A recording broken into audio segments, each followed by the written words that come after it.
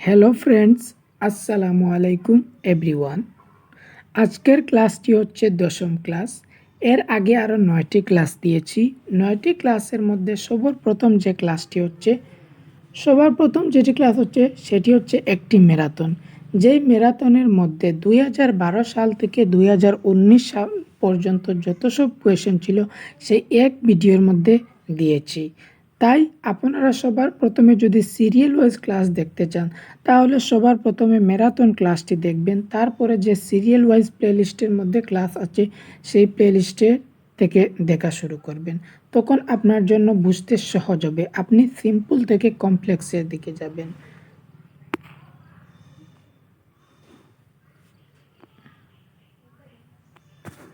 আজকে যে প্রথম কোয়েশ্চন সেটি হচ্ছে, যখন শিশুরা গড় এবং আশপাশ থেকে বিভিন্ন ভাষার অভিজ্ঞতা নিয়ে স্কুলে আসে তখন স্কুলে শিক্ষকের উচিত মানে শিশুরা কি করবে, তাদের যে গড়ে বা আশপাশ থেকে ভাষার যে অভিজ্ঞতা সেটা নিয়ে স্কুলে আসবে, তখন শিক্ষকের কি করা উচিত? তাদের গড়ের ভাষাকে আগ্রহ করা, নির্দেশ ব্যবহৃত ভাষার উপর জোর দেওয়া, তাদের গড়ের ভাষা ব্যবহার করা, স্কুলে তাদেরকে গড়ের ভাষা ব্যবহৃত করতে বারণ করা। মানে স্কুলের মধ্যে তাদের যে গড়ের ভাষা আছে সেটি তারা ব্যবহার করতে পারবেন না, এটি আপনি করবেন। তাদের যে গড়ের ভাষা সেটি ব্যবহার করা, নির্দেশ ব্যবহৃত ভাষার উপর জোর দেওয়া, যে আপনি যে নির্দেশ অন্যান্য ভাষা নির্দেশ দিবেন সেই ভাষাটি আপনি ব্যবহার করবেন। তাদের গড়ের ভাষাকে আগ্রহ করা, তাদের যে গড়ের ভাষা আছে সেটার জন্য আপনি আগ্রহ করবেন। তাদের যে গড়ের ভাষা আছে সেই ভাষাটি আপনি ব্যবহার করবেন। তাদের যে নির্দেশ অনুসারে তাদের যে নিজের ভাষা আছে, তারা গড়ের ভাষা মানে মাদার টাং, সেই ভাষাটি আপনি ব্যবহার করবেন। শিশুদের সক্রিয় সংযোগকারী হিসেবে গড়ে তোলার জন্য শিক্ষকের শিশুদেরকে নিচের কোন অভ্যাসটি করানো উচিত নয়? ভাষা নিয়ে খেলা, ভাষা সৃষ্টি করা, জ্ঞান অর্জন ও আপুসে ভাগ করে নেওয়া, ভালো অভিনয় করার জন্য সংকলাপ মুখস্থ করা। ভালো অভিনয় করার জন্য আপনার যে সংকলাপ থাকবে বা যে কিছু থাকবে তখন আপনি মুখস্থ করাতে পারবেন না। এই করানো উচিত নয় মানে নেগেটিভ কোয়েশ্চেনের কথা বলছে। যখন মুখস্থ আসবে তখন আপনি দেখেই বুঝবেন যে এই অপশনটি নেগেটিভ হবে। নিচের কোন বিবৃতিটি সঠিক? যেসব শিশুরা ইংরেজি ক্লাসে আসে তারা একটি পরিষ্কার স্লেটের মতো, মানে child as a blank slate. প্রথম শ্রেণীতে শিশুরা একেবারেই ইংরেজি জানে না। প্রথম শ্রেণীর শিশুরা কি একবারে ইংরেজি জানে না? অ্যাটলিস্ট ওয়াটার বা পেন এটাই তো বলতে পারে, মানে জানে, ইংরেজি জানে। শিশুরা তাদের নিজস্ব অভিজ্ঞতার ভাণ্ডার নিয়ে স্কুলে আসে। শিক্ষার্থীদের অভিজ্ঞতা তাদের শিক্ষণে সহায়ক নয়। তাদের যে অভিজ্ঞতা আছে তারা শিক্ষণে অনেক সহায়ক। আর শিশুরা কি করে, তাদের যে নিজস্ব অভিজ্ঞতার ভাণ্ডার আছে সেই তাদের নিজের যে অভিজ্ঞতার ভাণ্ডার সেটা নিয়ে তারা স্কুলে আসে।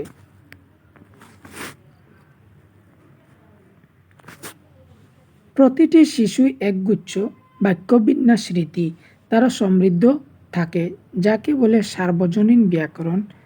এটি কিসের সাথে সম্পর্কিত? ভাষা আগ্রহ, দক্ষতাগত কৌশল, ভাষা অর্জনগত কৌশল, শিক্ষণ গ্রহণ দক্ষতাগত সিদ্ধান্ত, ভাষা গ্রহণ দক্ষতাগত সিদ্ধান্ত। মানে এখানে LAD এর ফুল ফর্মটি কোনটি হবে সেটি?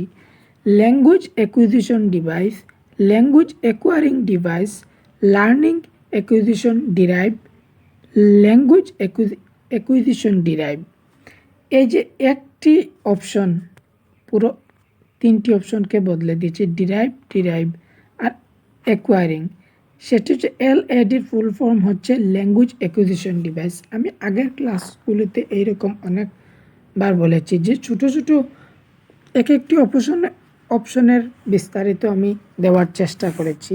এই সিরিজটি হচ্ছে আমার নতুন, মানে আমি সবার প্রথমেই ক্লাস করাচ্ছি, তাই হয়তো কোনো কিছু ভুল থাকতে পারে, কিন্তু ভুল থাকার কোনো কথা না। আমার থেকে আমি যতটুকু চেষ্টা করছি যে ভালোভাবে ক্লাস দেওয়ার জন্য এবং অপশনগুলি বোঝানোর জন্য। সিটেটের জন্য যখন আমরা বাংলার প্রিপারেশন শুরু করি তখন কি করি, আমরা ইউটিউবের মধ্যে খুঁজতে থাকি, কিন্তু কোনো জায়গায় সিরিয়াল মতে ক্লাস থাকে না। শুধু কোয়েশন এবং আনসার এইভাবেই যদি ক্লাস পাওয়া যায় তাহলে কোয়েশন এবং আনসার এইভাবে কোনো ক্লাস একটি ধারা অনুযায়ী ক্লাস করানো হয় না। তাই আমার ইচ্ছা যে আমি যখন সিটেট দিয়েছি তখন আমি সেটাই ভেবেছিলাম যে যখন আমি যদি পাস করি তাহলে কি করব, একটি চ্যানেল খুলব, সিরিয়াল অনুযায়ী সব কোয়েশনগুলি দিব। তাই আমি একদম 2012 থেকে শুরু করে 2024 পর্যন্ত যতটুকু কোয়েশন আছে সব আমি দিব এবং আমি সিরিয়াল অনুযায়ী দিচ্ছি যাতে বুঝতে সহজ হয়।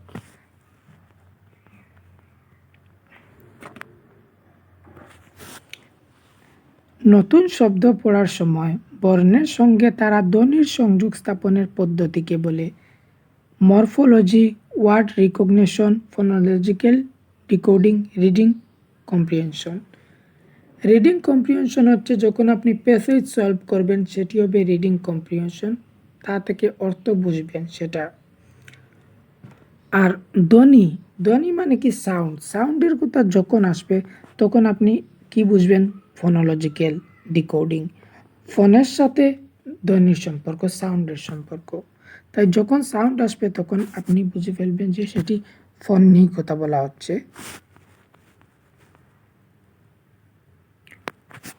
কোন পদ্ধতিতে একজন শিক্ষক ক্লাসের অন্যান্য ভাষার প্রশংসায় সক্ষম হবেন এবং ধারণাগুলি বোঝানোর জন্য শিক্ষার্থীদের মধ্যে সংযোগ স্থাপন করবেন এবং শিক্ষার্থীদের গড়ের ভাষা এবং বিদ্যালয়ের নির্দেশকালীন ভাষার মধ্যে একটি নিকট সম্পর্কের বিকাশ সাধনে সক্ষম হবেন।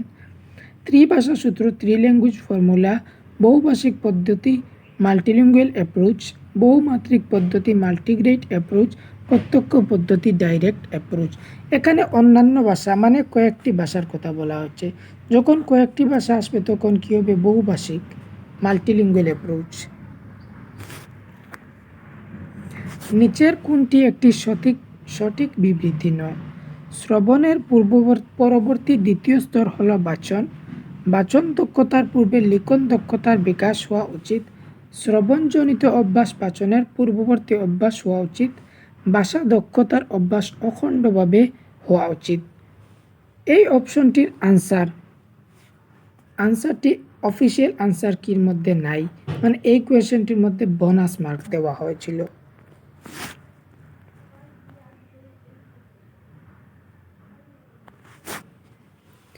একটি শিশু শিক্ষকের সঙ্গে কথা বলার সময় যেভাবে ভাষা ব্যবহার করে তা বন্ধুদের সঙ্গে সে ভাষায় কথা বলতে তার থেকে আলাদা। একইভাবে সে তার মায়ের সঙ্গে খাবার ইত্যাদি সম্পর্কে পৃথক ভঙ্গিতে কথা বলে। ভাষার কোন দৃষ্টিভঙ্গি এখানে সক্রিয় ভূমিকা পালন করেছে?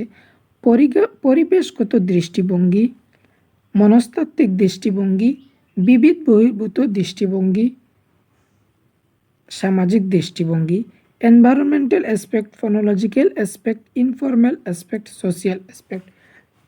যেমন ধরুন আপনি আপনার ফ্রেন্ডসদের যার সাথে একরকম কথা বলেন, কিন্তু যখন টিচারদের সামনে যাবেন তখন আরেক স্টাইলে কথা বলবেন, বা আপনি আপনার আশপাশের লোকজনের সাথে একভাবে কথা বলবেন, যখন আপনি বাবার সাথে কথা বলবেন তখন আপনার যে স্টাইল সেটি বদলে যাবে। সেটি কী হবে? সেটি হবে সোশিয়াল অ্যাসপেক্ট, সামাজিক দৃষ্টিভঙ্গি। সমাজের যে রীতি আছে বা সমাজের সাথে মিলেমিশে কথা বলবেন না, তখন কী হবে? সামাজিক দৃষ্টিভঙ্গি। শিক্ষিকা প্রথমে শিক্ষার্থীদের ক্রিয়ার কালের টেন্সেস নিয়মগুলি ব্যাখ্যা করলেন এবং তাদের বর্তমান, অতীত এবং ভবিষ্যৎকালের উপর কাব্য রচনা করতে বললেন। তিনি কি অনুসরণ করেছেন? অবরোহী পদ্ধতি আবেদন, আরোহী আবেদন, অবস্থানিক আবেদন, গঠনমূলক আবেদন, deductive approach, inductive approach, situational approach, structure approach. একটি হচ্ছে এক্সাম্পল টু রুল আর একটি হচ্ছে রুল থেকে এক্সাম্পল। যখন রুল টু এক্সাম্পল যাবে মানে নিয়ম থেকে আপনি উদাহরণের দিকে যাচ্ছেন। সবার প্রথমে কি বলছেন? নিয়ম, নিয়ম ব্যাখ্যা করছেন। তারপরে আপনি যে এক্সাম্পল আছে সেগুলি দিচ্ছেন বর্তমান, অতীত, ভবিষ্যৎ। যখন নিয়ম আসবে তখন হবে ডিডাকটিভ অ্যাপ্রোচ। আর যখন এক্সাম্পল, প্রথমে এক্সাম্পল দিবেন, তারপরে রুলের দিকে যাবেন, সেটি হবে ইন্ডাকটিভ। যে কোনো একটি পার্ট পড়াচ্ছেন বা নাউন পড়াচ্ছেন, নাউনের প্রথমে আপনি কি করবেন? মোবাইল, পেন, এইরকম যে যে নাম আছে বস্তুগুলির নাম কি করবেন? প্রথমে বলবেন।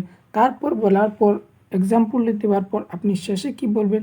যে এটি হচ্ছে নাউনের ডেফিনেশন, এগুলি হচ্ছে নাউনের এক্সাম্পল। সেটি কি হবে? ইন্ডাকটিভ অ্যাপ্রোচ, মানে আরোহী আবেদন। যদি বাংলায় মনে রাখতে অসুবিধা হয়, আরোহী এবং অবরোহী কি করবেন আমি বলছি। আরোহী, আরোহী নামটি শুনতে অনেক সুইট লাগে, তাই ভাববেন যে আরোহীটি অনেক ভালো, মানে ভালো লাগে আরোহীকে। তাই আরোহীর নামটি আপনি বুঝবেন যে এক্সাম্পল, এক্সাম্পল থেকে শুরু করে রুলের দিকে যাবেন, তখন সেটি হবে না ইন্ডাকটিভ অ্যাপ্রোচ, সেটি ভালো হবে। প্রাইমারি স্টেজে ইন্ডাকটিভ অ্যাপ্রোচে পড়ানো হয় এবং আপার প্রাইমারি স্টেজে ডিডাকটিভ অ্যাপ্রোচে পড়ানো হয়, কিন্তু ইন্ডাকটিভ অ্যাপ্রোচে পড়ানি ভালো। তাই আপনি আরোহীকে বলবেন সেটি ভালো, তাই মনে রাখবেন আরোহী ভালো। আর অবরোহী উল্টা, তার উল্টো, অবরোহীকে ভাববেন খারাপ।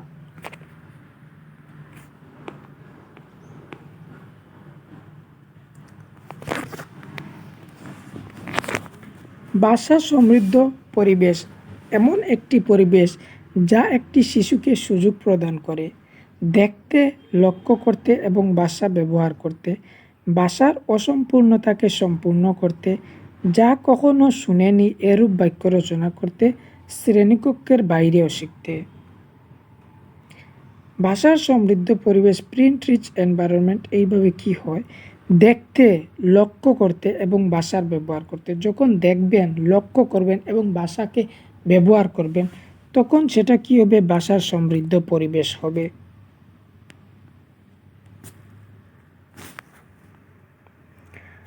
মূল্যায়নের ক্ষেত্রে নিচের কোনটি সত্য নয়?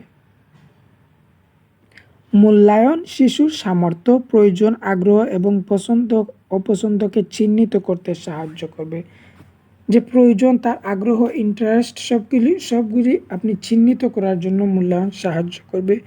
মূল্যায়ন শিশুর সম্পাদিত কার্যের অধিক বিকাশের সাহায্য করে, তার যে বিকাশ আছে সেটি আরও সাহায্য করবে বিকাশের মধ্যে, এবং মধ্যস্থতা করে সেটির বিচার করে। মূল্যায়ন ছাত্র দ্বারা সম্পর্কিত কার্যকে একে অপরের সাথে তুলনা করতে সাহায্য করে।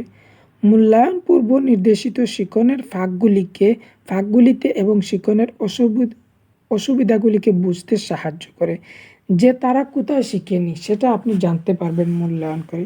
কিন্তু মূল্যায়ন করে আপনি কি করবেন না? কখনো র্যাঙ্ক করবেন না, তুলনা, একজনকে আরেকজনের সাথে কখনো তুলনা করবেন না। এই জন্য এখন মার্কশিট দেওয়া হয় স্কুলের মধ্যে কীভাবে?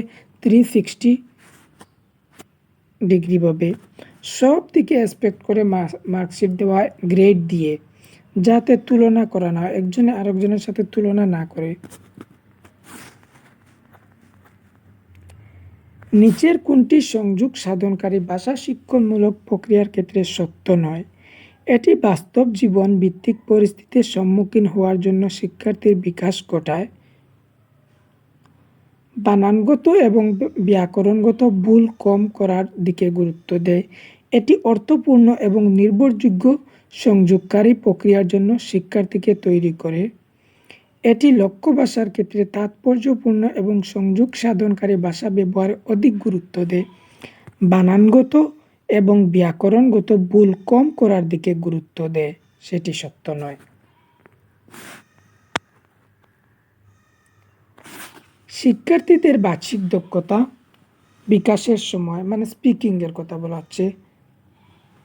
একজন শিক্ষক বললেন যে কথা বলার সময় আমাদের কয়েকটি গুরুত্বপূর্ণ বিষয় খেয়াল রাখা উচিত। যখন আমরা কথা বলবো তখন আমরা কিছু গুরুত্বপূর্ণ বিষয় আছে সেটি আমাদের খেয়াল রাখা উচিত। যখন আমরা কারোর সাথে কথা বলি তখন যে বিষয়গুলো আমাদের শব্দ নির্বাচনকে প্রভাবিত করে তা হলো বিষয় বর্ণনা, কনটেক্সট, আবহাওয়া, ক্লাইমেট, কার সাথে আমরা কথা বলছি, আগ্রহ। এই 4টি অপশনের মধ্যে কোনটি সঠিক? প্রথম, দ্বিতীয় এবং তৃতীয়, প্রথম, তৃতীয় এবং চতুর্থ, দ্বিতীয়, তৃতীয় এবং চতুর্থ, কেবল তৃতীয় এবং চতুর্থ। যখন আমরা কথা বলি কনটেক্সট অনুসারে বলি, কার সাথে আমরা কথা বলছি সেটা ভেবেও বলি, আগ্রহ আমাদেরকে ইন্টারেস্ট আছে সেটাও লাগে, কিন্তু আবহাওয়ার কথা কি লাগে? এখানে আবহাওয়ার কোনো কিছু হওয়ার কারণ আছে কি? তাই 2 নম্বর অপশনটি কেটে ফেলেন। প্রথম এবং তৃতীয় এবং চতুর্থ, 1 নম্বর, 3 নম্বর এবং 4 নম্বর।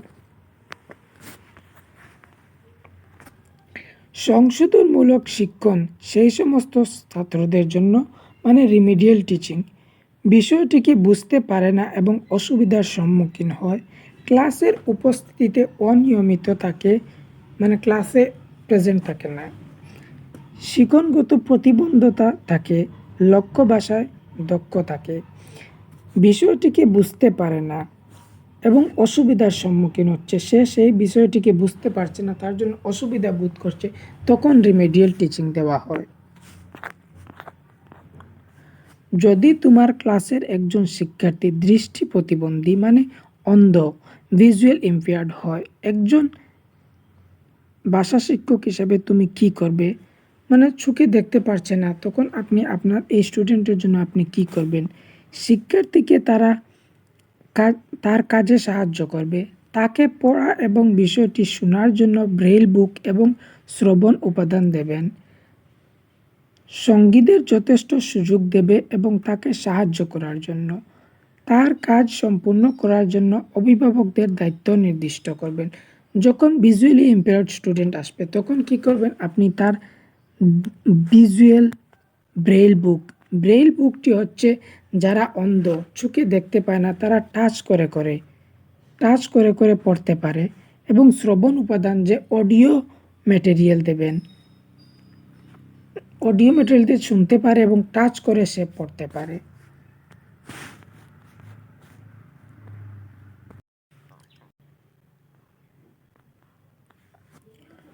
বহুভাষিক শ্রেণী মাল্টিলিঙ্গুয়াল ক্লাস হলো এমন একটি শ্রেণী যেখানে শিক্ষার্থীরা প্রথম ভাষায় বিভিন্ন রূপে কথা বলে।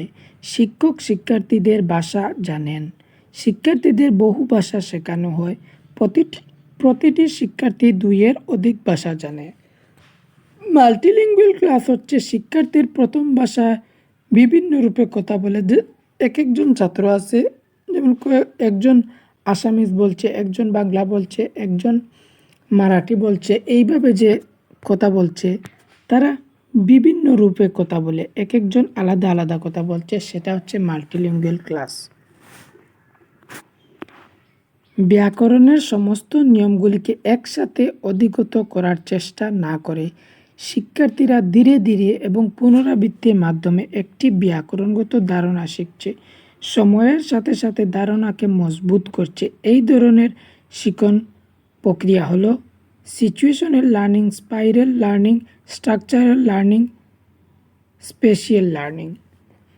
একসাথে মানে অধিকতর চেষ্টা না করে, একসাথে অধিকতর চেষ্টা না মানে লিনিয়ার, এইভাবে লিনিয়ার যে শুধু একদম লিনিয়ারভাবে শিখছে না, তারা কি করছে ধীরে ধীরে স্পাইরালভাবে শিখছে, তখন সেটা কি করছে, তারা স্পাইরাল লার্নিং করছে।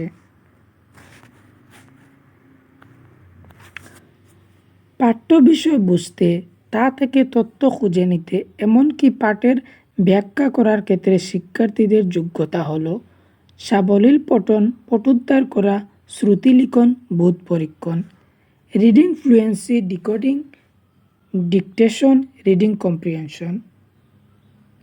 সেখানে পাঠ থেকে পাঠ বিষয় বুঝতে, যখন আপনি প্যাসেজ পড়বেন তখন যে আপনি কম্প্রিহেনশন করবেন সেটি হবে রিডিং কম্প্রিহেনশন। পাঠ থেকে পাঠ্য বিষয় বুঝতে এবং তথ্য খুঁজে নিতে, তথ্য যে আপনি মেইন যে আইডিয়া সেটা খুঁজে বার করবেন প্যাসেজ থেকে, তখন কি করবেন, আপনি বোধ পরীক্ষণ করবেন, রিডিং কম্প্রিহেনশন বা ক্লোজ টেস্ট। একটি বাচিক ত্রুটি স্পিচ ডিসঅর্ডার যেটিতে একই শব্দ বারবার উচ্চারণ করায় বাচন ক্রিয়াকে ব্যাঘাত সৃষ্টি করে। মানে বলার সময় যে ব্যাঘাত সৃষ্টি করে সেটি কিসে? সাদৃশ্যমূলক ধ্বনিগুচ্ছ ফনিম, সাউন্ডের কথা হলে ফনিম আসবে। Morpheme meaning related. ডিসপ্রেক্সিয়া হচ্ছে মোটর ডিসঅর্ডার, যখন যে বোতাম লাগাতে অসুবিধা হবে, জুতার লেসটি বাঁধতে অসুবিধা হবে, তখন হবে ডিসপ্রেক্সিয়া। আর তুতলামি, স্টাটারিং, এই যে তুতলামি, এই যে ব্যাঘাত সৃষ্টি করে, তুতলামির জন্য ব্যাঘাত সৃষ্টি করে। শব্দ হলো কতগুলি পৃথক ধ্বনির সমাবেশ এবং পৃথক ধ্বনিতে বা সাদৃশ্যমূলক ধ্বনিগুচ্ছতে একে বিশিষ্ট করা যেতে পারে। এ বিষয়ে যে অবগতি অ্যাওয়ারনেস তা হলো letter awareness, word awareness, phonemic awareness, sentence awareness. যখন ধ্বনি, সাউন্ড, ধ্বনি হচ্ছে সাউন্ড, সাউন্ডের কথা যখন আসবে তখন কী হবে? ফনেমিক অ্যাওয়ারনেস হবে, সাদৃশ্যমূলক ধ্বনিগুচ্ছ সচেতনতা। নিচের কোনটি নিবিড় পাঠে ইন্টেন্সিভ রিডিংয়ের সাথে সম্পর্কিত? শিক্ষার্থীদের নিজের আনন্দের জন্য তাদের সাবলীল পাঠের প্রশিক্ষণে সহায়তা করা। আনন্দের জন্য যখন পড়বেন তখন এক্সটেন্সিভ রিডিং করবেন। এটি একটি সহায়ক পঠন যেটি লিখিত বিষয়বস্তুর পাঠোদ্ধার সঙ্গে সংযুক্ত। পঠনের উদ্দেশ্য হলো পঠিত বিষয়ের আক্ষরিক অর্থ বুঝতে পারা। শিক্ষার্থী যা পড়তে চায় সে বিষয়টির নির্বাচনে তারা স্বাধীন। ইন্টেন্সিভ রিডিং হচ্ছে ডিটেইল রিডিং, বিষয়ের আক্ষরিক অর্থ বুঝতে পারা, যে একদম ডিটেইলভাবে আপনি বুঝবেন, তখন হবে ইন্টেন্সিভ রিডিং।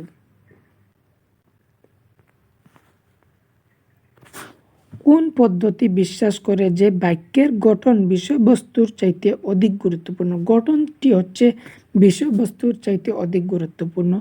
সংযোগ সাধনকারী ভাষা শিক্ষণ পদ্ধতি, কমিউনিকেটিভ ল্যাঙ্গুয়েজ টিচিং। ব্যাকরণ অনুবাদ পদ্ধতি, গ্রামার ট্রান্সলেশন মেথড, গঠন প্রণালী ভিত্তিক আবেদন, স্ট্রাকচারাল অ্যাপ্রোচ, নির্মাণমূলক আবেদন, কনস্ট্রাকটিভিস্ট অ্যাপ্রোচ। যখন বাক্যের গঠন হবে অধিক গুরুত্বপূর্ণ তখন হবে grammar translation method. Grammar translation মেথডের মধ্যে মাতৃভাষার প্রয়োগ অনেক বেশি করা হয়। আর আরেকটি হচ্ছে ডাইরেক্ট মেথড। ডাইরেক্ট মেথডে শুধু ডাইরেক্টভাবে শেখানো হয়, সেখানে মাতৃভাষাকে প্রয়োগ করা হয় না, সেটি হচ্ছে ডাইরেক্ট মেথড। আর গ্রামার ট্রান্সলেশন মধ্যে অধিক মাত্রায় মাতৃভাষার প্রয়োগ করা হয়। সংশোধনমূলক শিক্ষণ রিমিডিয়াল টিচিং শিক্ষণ প্রক্রিয়ার একটি অবিচ্ছেদ্য অংশ। সংশোধনমূলক শিক্ষণ হলো ভাষাগত যে বিষয়টি ঠিকমতো শিখেনি সেটি পুনরায় শেখানো। এ এবং আর দুটোই সত্য এবং আর হলো এর সঠিক ব্যাখ্যা। এখানে এ কিন্তু আর এর ব্যাখ্যা করছে না, এ আরেকটি কথা বলছে। রিমিডিয়াল টিচিং কী কথা বলছে? অবিচ্ছেদ্য অংশ। কিন্তু নিচে কি বলছে? রিমিডিয়াল টিচিং যে বিষয়টি ঠিকমতো বুঝতে পারছে না সেটি। তাই সেখানে কি হবে? এ এবং আর দুটোই সত্য, মানে এটিও সত্য এটিও সত্য, কিন্তু এ আর এর সঠিক ব্যাখ্যা করছে না।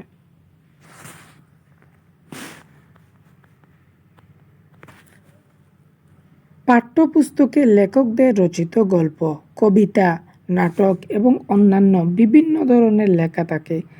আমাদের প্রয়োজনে সেই রচনাগুলি নির্বাচন করা, কারণ এগুলি ঠিক, অথেন্টিক এবং স্বাভাবিক ভাষায় থাকে। পাঠ্যপুস্তকে ব্যবহারের উদ্দেশ্যেই লেখা হয়ে থাকে। বিখ্যাত লেখকের দ্বারা লিখিত হয়। এগুলি খুব সহজ ভাষায় লেখা, সেটি ঠিক মানে অথেন্টিক এবং স্বাভাবিক ভাষায় লেখা থাকে। নিচের কোন পদ্ধতিটি মুদ্রণ ভাষা সমৃদ্ধ পরিবেশ সৃষ্টিতে সাহায্য করে? শ্রেণীর বস্তুগুলির নাম লেখা এবং বস্তুর সাথে তাদের সংযোগ স্থাপন করা। শিক্ষার্থীদের শ্রেণীর বস্তুগুলির নাম তাদের নিজের ভাষায় বলতে বলা।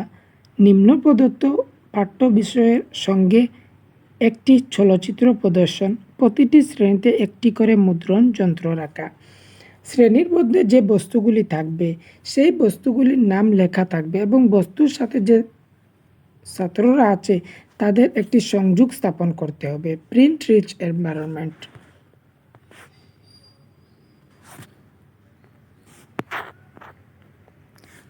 দ্বিতীয় শ্রেণীর শিক্ষিকা অংশু তার বাসা শ্রেণীকক্ষে প্রদর্শন এবং প্রকাশ শ এন্ড টেল প্রক্রিয়ার জন্য কিছু বস্তু আনলেন।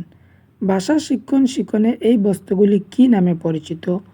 প্রদর্শন এবং প্রকাশ উপাদান শ এন্ড টেল ম্যাটেরিয়াল, বাস্তব জগতের উপাদান রিয়েলিয়া, ভাষা উপাদান ল্যাঙ্গুয়েজ ম্যাটেরিয়ালস, স্মৃতি সংক্রান্ত বিদ্যা নিমোনিক্স। এই যে তিনি বাস্তব জগৎ থেকে উপাদান আনছে সেটি রিয়েলিয়া নামে পরিচিত। Real object. আর নিমোনিক্স হচ্ছে যেটা যখন আপনি শর্ট ট্রিক ইউজ করেন, লম্বা কোনো জিনিস মনে রাখার জন্য যে একটি শর্ট ট্রিক ইউজ করেন সেটি হচ্ছে নিমোনিক্স। প্রাথমিক স্তরে একজন শিক্ষক চিত্র সম্বলিত পুস্তকের পিকচার বুকস পাঠে জোর দেন, কারণ ছবি দেখতে মজা লাগে, এইটি তো কোনো অপশন হবেই না। এই ধরনের ছবি আঁকতে শিক্ষার্থীদের উৎসাহিত করেন। শিক্ষার্থীদের ছবিগুলি বুঝতে এবং বিশ্লেষণে সাহায্য করেন। শিক্ষার্থীদের বিভিন্ন রঙের সাথে পরিচয় করান। প্রাইমারি স্কুলের যে বুকগুলো দেখবেন সেটিতে অনেক পিকচার ইউজ করা হয়। সেটি কিসের জন্য? যে তারা এইগুলি দেখে বুঝতে পারে কি লেখা আছে, লেখা না পড়েই ছবি দেখলে কিছু না কিছু একটা বোঝা যায়। তাই ছবিগুলো বুঝতে এবং বিশ্লেষণ করতে সাহায্য করে। একজন শিক্ষক একটি শিশুর বিভিন্ন কাজ যেমন লিখিত উপাদান, অঙ্কন, গল্প প্রতিটি একটি ফোল্ডারে রাখলেন। পরবর্তীতে তিনি মূল্যায়নের জন্য ব্যবহার করলেন। এটি হলো অ্যানেকডোটাল রেকর্ড, পোর্টফোলিও, অবজারভেশন টুল, কারিকুলাম ম্যাপিং। অ্যানেকডোটাল রেকর্ড হচ্ছে সেই রেকর্ড যেটার মধ্যে একটি স্পেসিফিক ইনফরমেশন রাখলেন। যখন হঠাৎ একদিন ছাত্র কী করলো, পড়ে পায়ে একটু ব্যথা পেল, যখন আপনি একটি রিপোর্ট লিখবেন তখন যে লিখে রাখবেন সেটি হবে অ্যানেকডোটাল রেকর্ড, কোনো স্পেসিফিক ইনফরমেশন, হঠাৎ কোনো জিনিস। আর পোর্টফোলিও, এই যে সবগুলি উপাদান একটি ফোল্ডারের মাধ্যমে রাখবেন এবং তারপরে মূল্যায়নের জন্য ইউজ করবেন, সেটি হলো পোর্টফোলিও। এই পোর্টফোলিও বিষয়ে আগেও কোয়েশন অনেক এসেছে, আমি অনেকবার বলেছি, তাই আপনারা একটি সিরিয়াল অনুযায়ী ভিডিওগুলি দেখবেন। নিচের অভ্যাসগুলির মধ্যে কোনটি ভাষা শিক্ষক দ্বারা সর্বাপেক্ষা স্বপ্রশংসা উপলব্ধিমূলক? যে কোনো ভাষা সামাজিক বা সাংস্কৃতিক পরিবেশ থেকেই আসুক না কেন, তার শ্রেণীর প্রতিটি শিক্ষার্থী নিজেকে গ্রহণযোগ্য এবং মূল্যবান অনুভব করবে এবং এ বিষয়ে নিশ্চিত হওয়া। যে শিক্ষার্থী ইংরেজি ভাষায় সাহসী বক্তা, তার ভূমিকা ক্লাসে আদর্শ হিসাবে বিবেচিত করা। যে মানে ইংরেজি ভাষা বলবে তার জন্য আপনি আদর্শ আইডিয়াল করবেন যে তার মতো তোমরা এইভাবে করবেন। বিদ্যালয়ে তারা যাতে মাতৃভাষা ব্যবহার না করে তার জন্য কঠোর নিয়ম লাগু করা। তাদের যে মাদার টাং আছে সেটি তারা একদম ব্যবহার করবে না, এই জন্য আপনি নিয়ম তৈরি করবেন। শিক্ষার্থীরা যারা বিশেষভাবে অনুন্নত পরিবেশ থেকে আসবে তাদের ভাষা শ্রেণীতে বেশি পরিশ্রম করতে হবে, এ বিষয়ে নিশ্চিত করা। মানে অনুন্নত পরিবেশ আছে না, যে এক রকমের পরিবেশ, এই পরিবেশ থেকে বাচ্চাগুলো আসবে তাদের অনেক পরিশ্রম করতে হবে, সেটাও না। যে কোনো ভাষা সামাজিক এবং সাংস্কৃতিক পরিবেশ থেকে আসুক না কেন, যে কোনো পরিস্থিতিতে আসুক না কেন, তার শ্রেণীর প্রতিটি শিক্ষার্থী নিজেকে গ্রহণযোগ্য এবং মূল্যবান অনুভব করবে। আপনি টিচার হবেন, এই ফ্যাসিলিটিটা আপনার মধ্যে থাকা অত্যন্ত গ্রহণযোগ্য।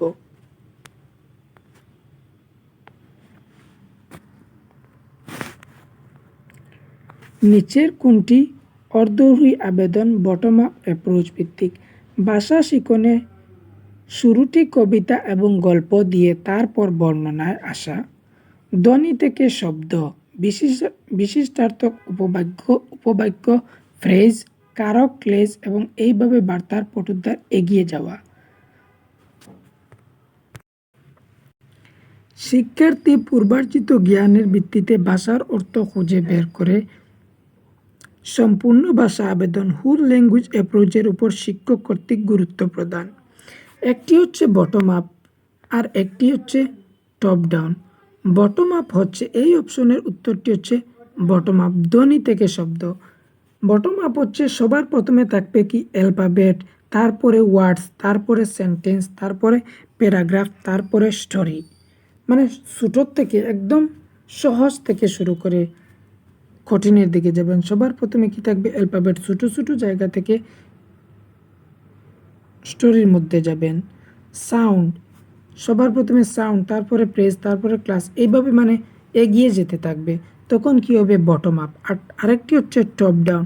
টপ ডাউনের মধ্যে একদম উল্টো, মানে যেই বটম আপের উল্টোটাই হচ্ছে টপ ডাউন। সবার প্রথমে কি থাকবে স্টোরি থাকবে, তারপরে কি থাকবে প্যারাগ্রাফ, তারপরে সেন্টেন্স, তারপরে ওয়ার্ডস, তারপরে অ্যালফাবেট, এইভাবে হবে টপ ডাউন। এখানে আমাদের 30টি কোয়েশ্চন শেষ হলো। যদি ভিডিওটি ভালো লাগে বা ক্লাসটি ভালো লাগে অবশ্যই লাইক করবেন এবং আপনাদের বন্ধুদের সাথে শেয়ার করবেন। শেয়ার করতে ভুলবেন না, কারণ সবাই জানে না যে বাংলা ক্লাস এখানে দেওয়া হচ্ছে। আর আমার চ্যানেলটি হচ্ছে নতুন, তাই আপনারা আমি এই ক্লাসটি মানে নতুনভাবেই এই সিরিজটি শুরু করেছি, এটি আমার প্রথম ব্যাচ। তাই আপনারা যদি কোনো ভুল হয়ে থাকবেন তাহলে হয়তো প্রথমবার ভুল থেকেই শিখব, কিন্তু আনসার যেগুলি দিচ্ছি সবগুলি অফিসিয়াল আনসারকে দিচ্ছি এবং চেষ্টা করছি একটু একটু বোঝানোর। তাই যদি ভালো লাগে তা আপনারা অবশ্য লাইক করবেন এবং শেয়ার করতে ভুলবেন না। আর যদি ভালো লাগে তাহলে সাবস্ক্রাইব করবেন। আজ দিন পর্যন্ত একটি ভিডিওর মধ্যে আমি বলছি না যে চ্যানেলটি সাবস্ক্রাইব করবেন, আজ বলছি যদি ভালো লাগে, যদি বুঝেন আমার বোঝাটি সহজ হচ্ছে, বোঝাতে পারছি, তাই চ্যানেলটি অবশ্যই সাবস্ক্রাইব করবেন। থ্যাংক ইউ আপনাদের সবাইকে।